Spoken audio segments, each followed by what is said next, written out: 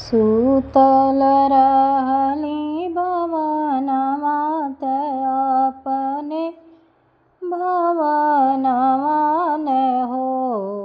अरे पातर पियवा गईल फूलवरिया मलिनिया संगमा कोड़ करे हो।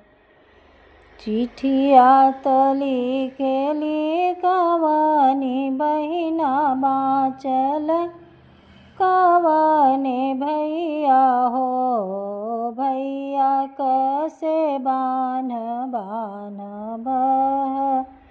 नोइया मलिनिया संगमा कोड़ करे हो। बान्हल पियवा चिरौरी करे अवर चिरौरी करे हो।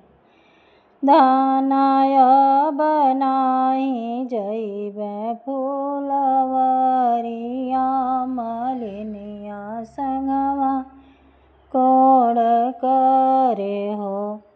चिठिया तली खेली कवने बहिना बाँचल कवने भैया हो। भैया ढीले बान बहनोइया सुकुआर बाटे हो। तू तो ये बहिना बड़ी छछनी बाड़ू अवर से बिछनी बाड़ू हो।